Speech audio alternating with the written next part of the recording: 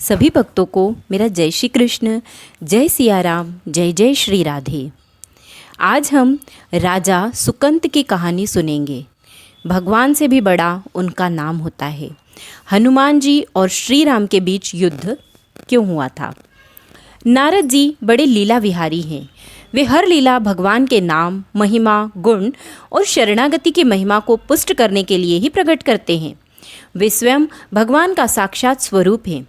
एक बार की बात है, सुकंत नामक एक राजा था। वह बड़ा प्रतापी था।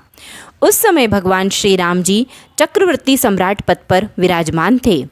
एक सभा में बड़े बड़े ब्रह्मा ऋषि विराजमान थे। नारद जी सुकंत जी को सभा के बाहर मिल गए। नारद जी ने उनसे पूछा, अंदर प्रभु के दर्शन करने जा रहे हो? सुकंत जी ने कहा, हाँ। नारद जी बोले, वहाँ बहुत से ब्रह्म ऋषि बैठे हैं, सबको प्रणाम भी करोगे? सुकंत जी ने कहा, हाँ, मर्यादा है संतों को प्रणाम करने की। नारद जी बोले, विश्वामित्र जी को भी प्रणाम करोगे? सुकंत बोले, हाँ, वे तो ब्रह्म ऋषि हैं। नारद जी बोले, ब्रह्म ऋषि कहाँ हैं? वे तो क्षत्रिय कुल में कौशिक वंश में प्रकट हुए हैं। सुकंत बोले, हाँ, पर उन्होंने तपस्या से ब्रह्मपद प्राप्त किया है। नारद जी बोले, पर मूल में तो क्षत्रिय ही है ना। सुकंत बोले, आप कहना क्या चाहते हैं? नारद जी बोले, उन्हें बस ऐसे ही प्रणाम कर लेना, माथा मत रखना, बाकी सब ऋषियों के आगे माथा टेक लेना। इसके बाद सुकंत जी भगवान के दरबार में गए। उन्होंने भगवान को नमन किया, सभी ऋषियों के चरणों में मस्तक रखा, पर जब विश्वामित्र जी के पास पहुँचे तो केवल हाथ जोड़कर प्रणाम किया, लेकिन माथा नहीं रखा। विश्वामित्र जी ने ध्यान तक नहीं दिया। सभा पूर्ण हुई। इसके बाद नारद जी विश्वामित्र जी के पास आकर बैठे। नारद जी ने विश्वामित्र जी से पूछा, आपने कुछ देखा? विश्वामित्र जी बोले, क्या? नारद जी बोले, सुकंत को। विश्वामित्र जी बोले, क्या बात हुई? मैंने तो ध्यान नहीं दिया।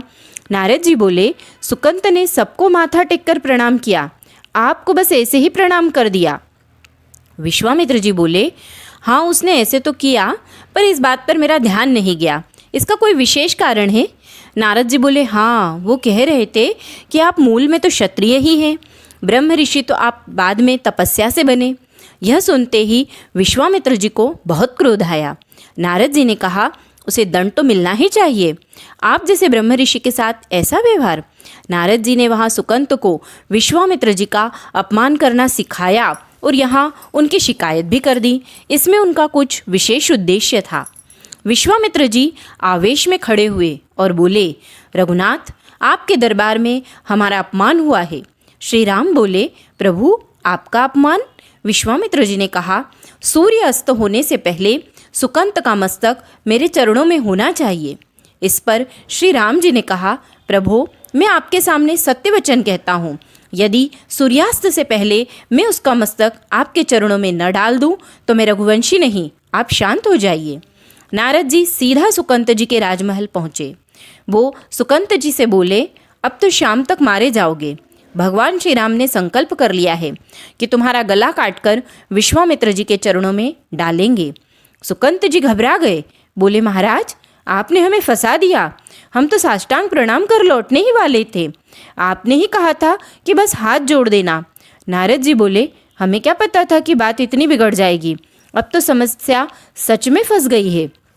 सुकंत जी रोने लगे, प्रभु, अब कैसे बचें? भगवान ने तो कह दिया है, मैं रघुवंशी नहीं यदि सूर्यास्त से पहले उनका मस्तक आपके चरणों में न पहुंचाऊं, और भगवान कभी मिथ्या वचन नहीं कहते।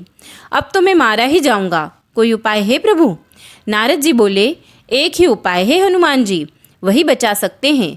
सुकंत बोले, पर राम जी की आज्ञा का विरोध हनुमान जी कैसे कर सकते हैं? और फिर हमारी पहुंच भी कहाँ है हनुमान जी तक? नारद जी बोले, हनुमान जी को यदि कोई राम जी के अलावा आज्ञा दे सकता है तो वो है माता अंजनी। चलो, मैं तुम्हें उनसे मिलवाता हूँ। नारद जी ने उन्हें अंजनी माता के पास ले गए। सुकंत जी ने साष्टांग दंडवत प्रणाम किया और रोते हुए कहा, माँ, रक्षा कीजिए। माँ अंजनी बोली, बेटा बताओ तो सही, क्या समस्या है? सुकंत बोले, माँ, त्रिभुवन में अब केवल आप ही हैं जो मेरी रक्षा कर सकती हैं। एक राजा मुझे मारना चाहता है। माता अंजनी ने कहा, मेरा पुत्र महाबली हनुमान है। यदि मैं उसे आज्ञा दूं तो वह कभी मेरी आज्ञा का उल्लंघन नहीं करेगा। जाओ, मैं तुम्हारी रक्षा का व्रत लेती हूँ। नारद जी मन ही मन प्रसन्न हुए। काम बन गया। अब तो भगवान के नाम की महिमा प्रकट होगी। हनुमान जी से माता अंजनी ने कहा, बेटा, मेरी इसकी रक्षा का व्रत लिया है। हनुमान जी बोले, आपकी आज्ञा मेरे सिर आंखों पर। त्रिभुवन में कोई ऐसा पैदा ही नहीं हुआ कि मेरी माँ की किसी की रक्षा का व्रत ले और वो उसे मार दे। कौन राजा है वो जो इसे मारना चाहता है? सुकंत ने हाथ जोड़कर धीरे से कहा, भगवान श्री राम। हनुमान जी सुनकर सन्न रह गए। क्या, मेरे स्वामी? माँ, आपने किसके विरुद्ध रक्षा का व्रत ले लिया? माँ, ये तो मेरे प्रभु हैं, उनके विरुद्ध मैं कैसे खड़ा हो सकता हूँ? माता अंजनी बोली, बेटा, हमने तो वचन दे दिया है, अब उसे निभाना होगा। हनुमान जी बोले, चलो, एकांत में चलो। वे सुकंत को एकांत में ले गए। संध्या का समय निकट था।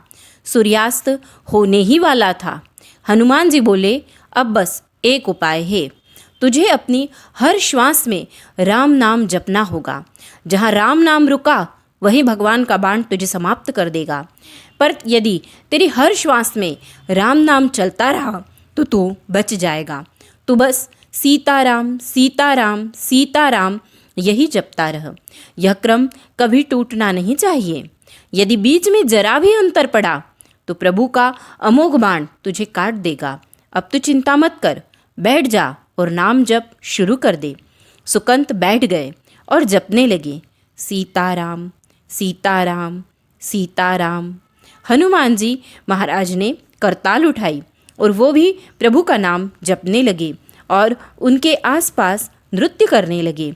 उधर भगवान श्री राम ने अमोघ बाण का संधान किया। बाण छोड़ा गया और वह तीव्र वेग से चला, लेकिन जहाँ हनुमान जी महाराज और सुकंत नाम जप कर रहे थे वहाँ पहुंचकर बाण रुक गया। उसने उन दोनों की परिक्रमा की और वापस लौट गया। भगवान श्री राम चकित रह गए। आज तक ऐसा कभी नहीं हुआ। अमोघ बाण बिना लक्ष्य को। नारद जी मुस्कुराए और बोले, प्रभु, न सुकंत का दोष है न विश्वामित्र जी का। मैं बस यह दिखाना चाहता था कि आपके अमोघ बाण से भी अधिक शक्तिशाली आपका नाम है। जिस गले में निरंतर राम नाम गूंजता है वहाँ सुदर्शन चक्र भी असमर्थ है। नाम जापक एक अमोघ शक्ति से संपन्न हो जाता है। आप नाम जप शुरू करें। कुछ दिन में नाम जपने के बाद अगर आपके जीवन में विपत्तियां आने लगे तो हारना मत। यह आपके पुराने कर्मों का हिसाब हो सकता है। यह एक युद्ध है। कभी विपक्ष में बाण आकर घायल करता है तो शूरवीर पीठ दिखाकर थोड़ी भाग जाता है। चाहे जितनी विपत्तियां आए, अब नाम जप नहीं छूटना चाहिए। उन विपत्तियों का कोई प्रभाव आप पर नहीं पड़ेगा। हरि के स्मरण से सारी विपत्तियां दूर हो जाती हैं। राधे राधे।